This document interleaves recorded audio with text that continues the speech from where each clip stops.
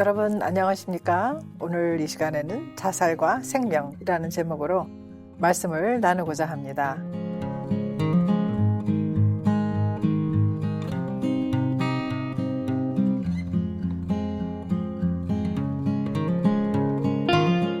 조국을 떠나 살고 있는 우리들은 한국에 대한 뉴스를 들을 때 매우 관심을 갖고 듣게 됩니다.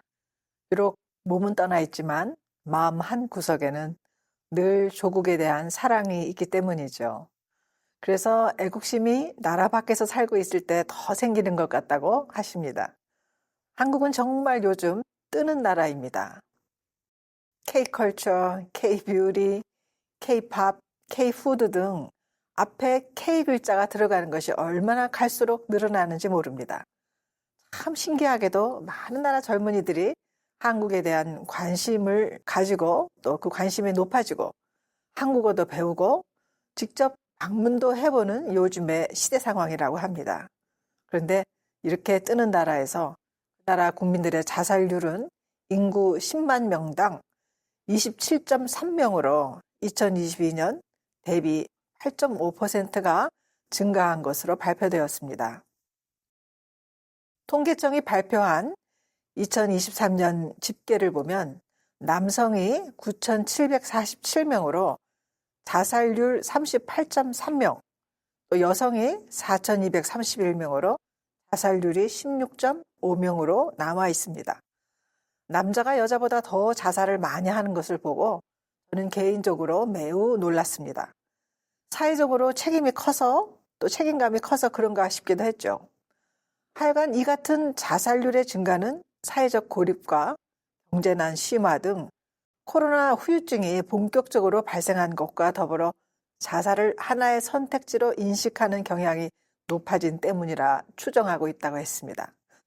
보건복지부에서는 자살 사망자가 늘어나자 사회 안전망을 더욱 강화하여 자살 위험으로부터 국민의 생명을 지키도록 노력하겠다고 했지만 사회 안전망을 강화한다고 해서 자살할 자가 자살을 포기한다고 생각할 수는 없는 것입니다. 본인의 생각을 바꿔야 하는 것이죠. 오래전에 새 아이를 둔 엄마가 자기 집 지하실에서 목을 매 죽었습니다. 얼마나 충격이었는지 모릅니다. 웃기도 잘하고 나름 밝은 사람이라고 생각했는데 남편과의 갈등이 주 원인으로 남편과 좀 잦은 부부싸움 중에 자기는 목을 매 죽겠다고 평소에 말했다고 합니다. 남편은 귀담아 듣지 않았죠. 그런데 어느 날 진짜 행동으로 옮겨 지하실에서 목을 매어 죽었습니다. 그 엄마와 평소에 가깝게 지내던 친구가 속사정은 자세히 모르겠지만 너무 화가 난다며 자기가 괴롭다고 자살을 하면 그 아이들은 어떻게 되는 것이냐며 너무 이기적인 사람이라고 몹시 화가 난다고 제게 말씀하셨습니다.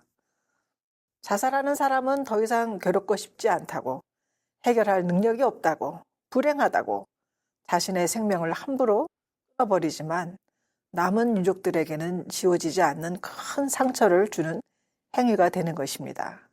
또한 부모의 자살 행위는 자녀들에게 큰 트라우마가 되어서 성장 과정에 장애를 불러오는 걸림돌이 되기도 합니다.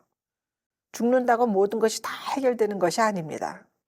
자신의 짐을 남에게 떠맡기거나 피해를 주는 것입니다. 자고로 우리가 듣고 보는 이 생이 전부가 아니라 사후에 세계가 있는 것을 우리는 알아야 합니다. 사도 바울도 복음을 전하면서 많은 핍박을 받기도 하고 심한 고난도 있었습니다.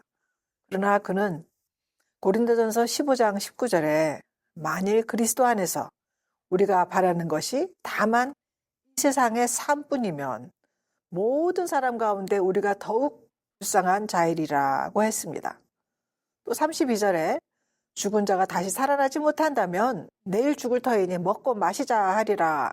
그러나 예수님이 사망 권세 이기시고 부활하셨기에 우리도 죄 용서받고 하나님의 자녀가 되어 영생으로 가는 사람들임을 강조하면서 그러므로 내 사랑하는 형제들아 견실하며 흔들리지 말고 항상 주의 일에 더욱 힘쓰는 자들이 되라.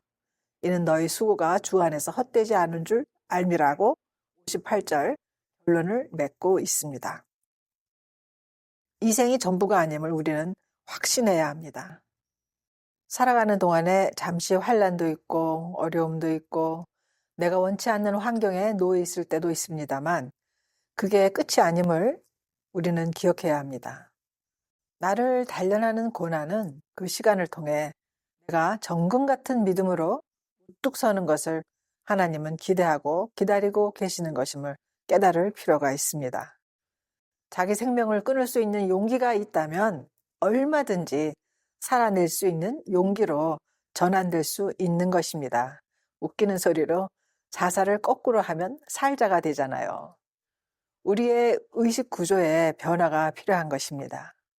내가 내 인생의 주인이 되면 내 능력만큼 살게 되지만 내 인생의 주인이 예수님이 되시면 주님의 능력을 힘입게 되는 것입니다. 너무 내 안의 소리에만 갇혀 있으면 내 문제만 커 보이고 하늘이 안 보입니다. 그 문제에 그냥 빠져서 포기해버리고 죽으면 끝이라는 마귀의 속삭임만 듣게 되는 것입니다. 게다가 우울증이라는 질병이 그를 죽게 했다고 자기 생명을 스스로 끊은 것이 그 사람이 한 행동이 아니라 질병이라고 탓하게 만듭니다. 질병은 사람 안에 들어왔을 때 질병이 되듯이 질병은 인격체가 아니죠. 그 사람의 의지로 자기를 죽이는 것입니다. 생명은 하나님이 주관하시는 것입니다. 자살은 쉽게 풀이하면 자신을 죽이는 범죄 행위라고 말할 수 있습니다. 타인의 생명을 함부로 취할 수 없듯이 내 생명도 마찬가지임을 크리스찬인 우리들이 스스로 상기시켜야 할 이슈입니다.